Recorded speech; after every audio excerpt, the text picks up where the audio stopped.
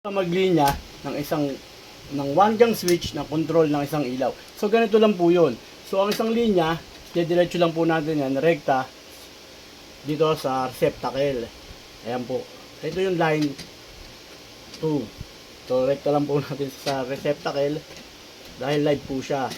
So yung isang linya ng line 1 is ito po yung i-connect natin sa switch.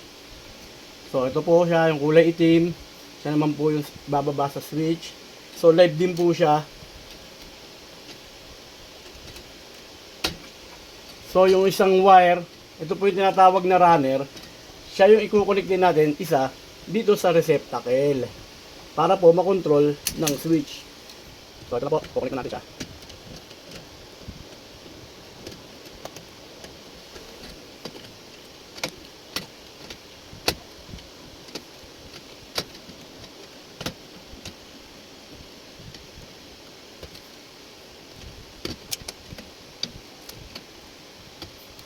So, pusin mo na. Pusin mo na. So, ayan na po siya. Linyahan na natin. So, ngayon, subukan na natin siya.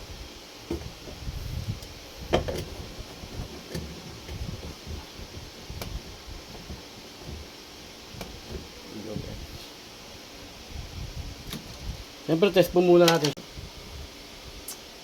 So, on na po natin ang breaker. Test. Okay. Good. Oh.